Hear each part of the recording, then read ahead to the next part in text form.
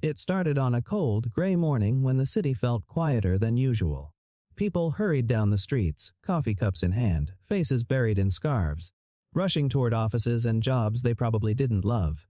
Among them was Evelinov, a woman in her late 30s, carrying a small tote bag and a heart that felt heavier than the bag itself. She had just left a meeting that didn't go the way she'd hoped. For months, she'd been trying to land a stable position after being laid off. Years of experience, good recommendations, and a strong work ethic. Yet every interview seemed to end the same way: polite smiles, vague promises, and then silence.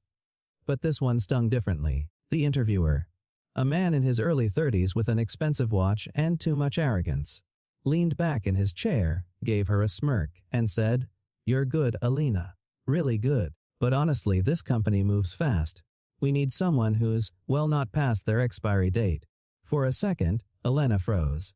Did he really just say that? She felt her throat tighten, her palms sweat. She forced a small smile and nodded, hiding the humiliation behind a mask of calm. Inside, though, she felt like someone had punched the air out of her lungs. When she left the building, her reflection in the glass doors looked older than she remembered. Tired eyes, messy hair, wrinkles that seemed deeper than they were yesterday. She whispered to herself, "Expiry date, ha." That night, she sat on her small apartment couch, staring at her laptop screen, scrolling through job listings she'd seen 100 times before. Every description made her feel smaller. Every requirement another reminder of how much she'd fallen behind. And that's when she came across something unexpected. A local community board posting. A single father looking for a part-time tutor for his daughter. No corporate jargon, no long list of impossible qualifications.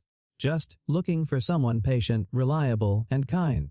"My daughter needs help with English and confidence. Payment negotiable." Something about those words, for patient, reliable, and kind, stood out.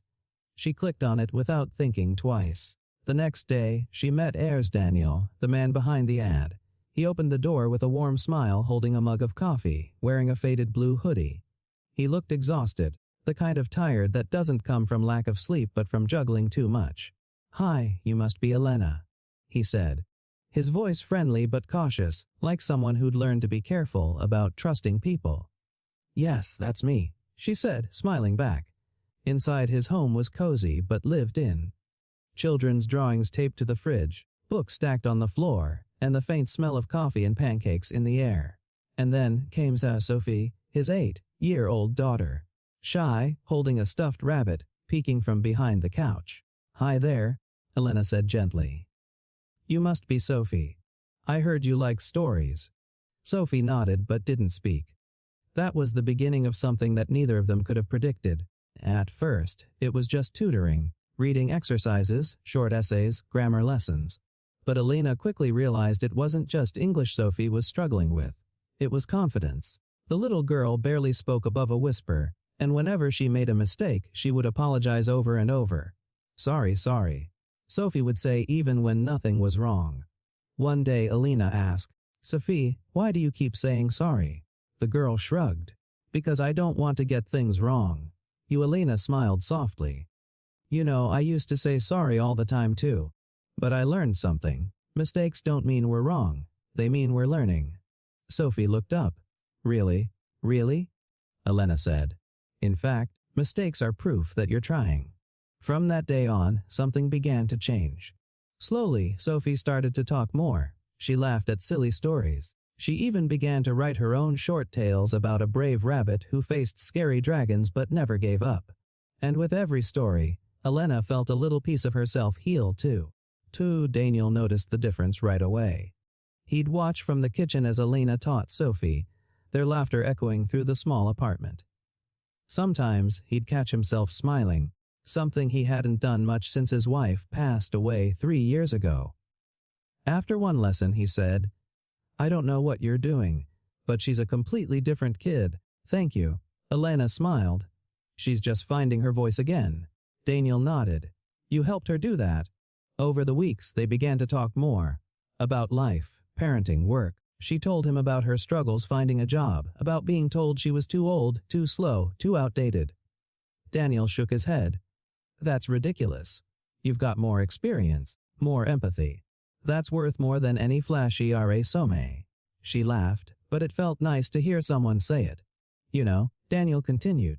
People like that guy who said you're past your expiry date, they're blind. They think value is about age or speed. But real value, it's about heart. It's about showing up even when life keeps knocking you down. For a moment, Elena didn't know what to say. She just smiled and nodded, feeling something stir inside her. Something she hadn't felt in a long time. Hope. 2 weeks turned into months. Elena's tutoring sessions became the highlight of her days. Sophie's writing improved dramatically, and she even entered a local story competition. On the day of the results, Sophie ran into the living room, waving a paper. I didn't win first place, she said breathlessly, but they said my story will be published in the school magazine. Elena hugged her tightly.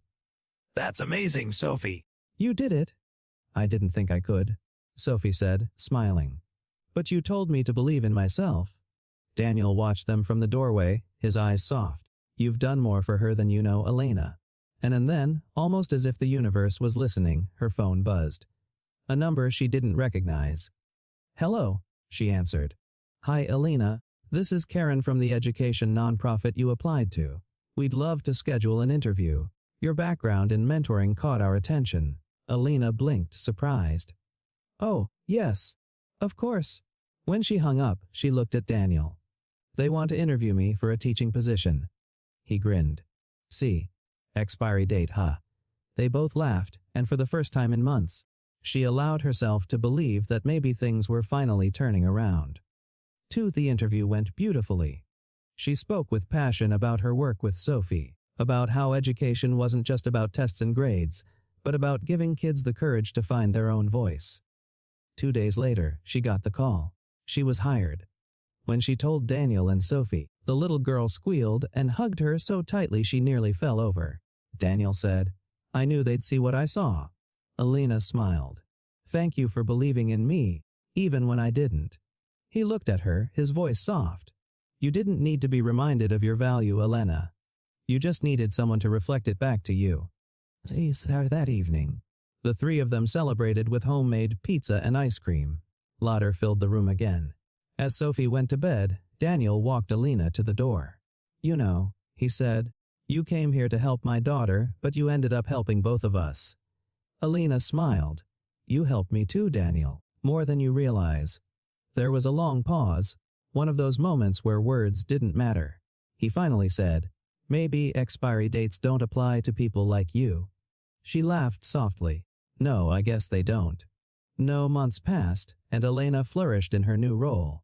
She became a mentor for struggling students, many of whom reminded her of Sophie, shy, uncertain, but full of potential.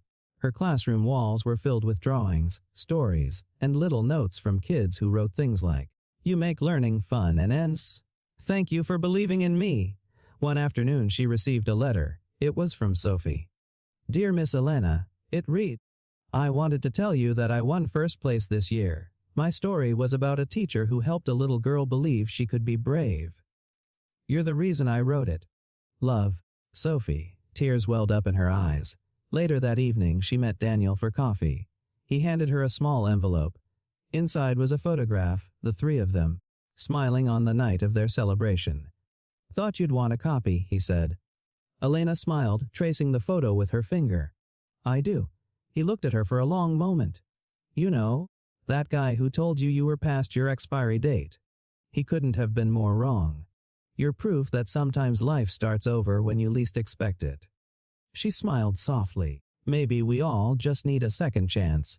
Someone to see us for who we really are, not who they think we should be. Daniel nodded. Exactly.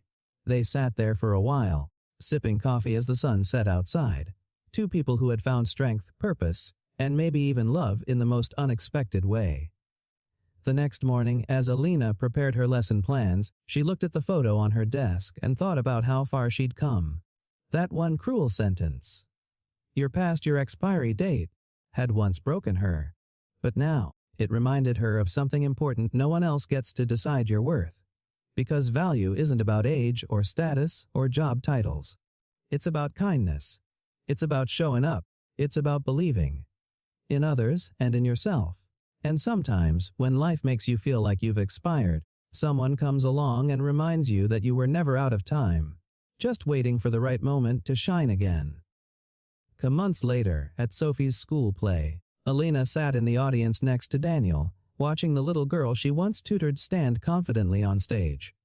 When the curtain closed, Sophie ran into their arms, smiling from ear to ear. "You did amazing," Alina said. Sophie looked up.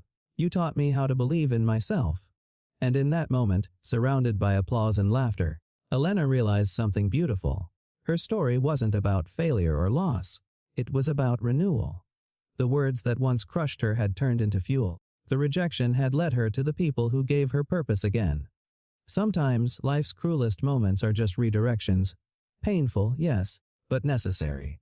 Leading us exactly where we're meant to be. And as Daniel slipped his hand into hers, smiling quietly, she knew one thing for sure: she was never past her expiry date. She had just begun.